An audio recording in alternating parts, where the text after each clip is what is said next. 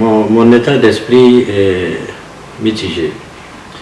Mitigé dans le sens où Bourem, ça fait longtemps qu'il n'a pas bien pris à Bourem. Donc on a vraiment besoin de la pluie, parce que nous sommes des paysans. Et je suis encore vraiment très touché par rapport aux différents dégâts que la pluie a causé. Parce que l'eau est venue surtout de la brousse. Il y avait des anciens ravins, des anciennes ouettes qui sont longtemps pratiquement abandonnées. Il n'y avait pas eu beaucoup de pluie. Et cette fois-ci, je crois qu'il y a eu beaucoup de pluie. En ville même, on parle de 95 mm, mais je crois qu'en brousse, il y a eu plus de pluie. C'est ce qui fait que vers Djembouro et Kelani, les gens ont été rasés pratiquement par les ravins, l'écoulement d'eau qui partait dans le centre de la ville. Quand bien même le centre de la ville, ainsi de suite, il y a eu des dégâts. Et ça a été vraiment une surprise. Surtout que cette année, même au-delà de cette grande pluie, il y a eu d'autres pluies avant ça. Donc cette année, il y a eu plus de pluie qu'avant. Donc les gens ne s'attendaient pas à ces grandes pluies. Et il y a des maisons qui ont été complètement rasées. Parce que vous voyez, et les gens qui n'ont que ces maisons, donc vraiment c'est une catastrophe, c'est une inondation très grave. Et pour les populations qui sont enclavées, très enclavées, avec la cherté aujourd'hui du marché. Bourem est très éloigné de Bourem de Gao parce qu'il n'y a pas de route. Et le commerce est peu pratiqué. Le bateau ne vient pas parce que les cours d'eau sont terminés. Et franchement, c'est vraiment une ville enclavée où les gens ont beaucoup besoin aujourd'hui d'être aidés et que l'État comprenne que les gens n'ont rien autre chose que ce que l'État va les apporter comme aide.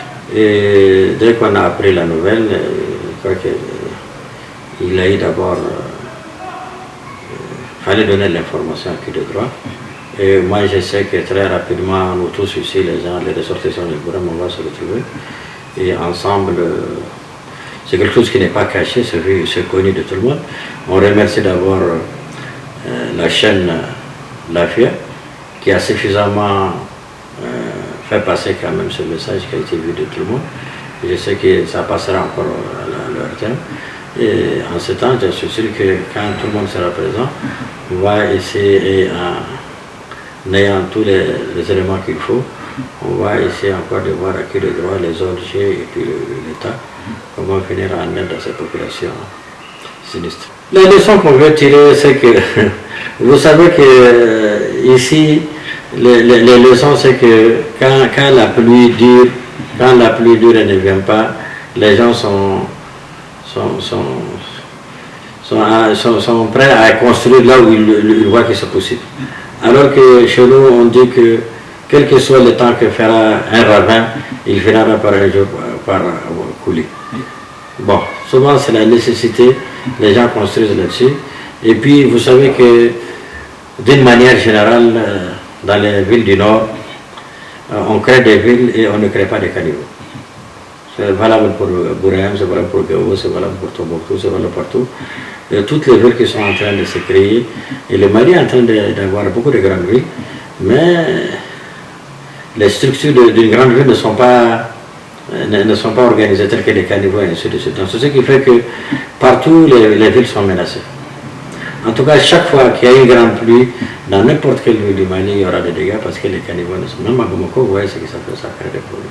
À Gao, c'est la même chose, à Tombouctou, et ainsi de suite. À Bourem, c'est le même problème, les gens ont un problème de caniveaux. On fait la ville, mais on ne crée pas les caniveaux pour envoyer, pour commander le coulement de l'eau. L'eau, soit tu le commandes, soit il te commande. Soit tu le commandes, tu l'organises, il passe par des caniveaux, soit il crée des passages et là, il fait des dégâts.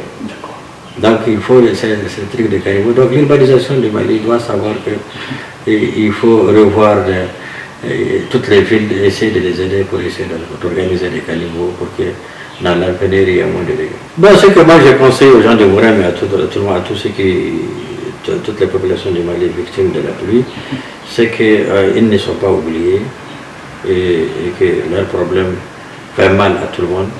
Et que tout le monde, en tout cas, fera en telle sorte que leurs problèmes soient pris en considération par qui de droit. Et nous partageons leur douleur, nous les souhaitons un bon rétablissement et j'en suis sûr qu'on ne cessera de les soutenir jusqu'à ce qu'ils seront, Inch'Allah, ravi de notre action, Inch'Allah. Que Dieu fasse.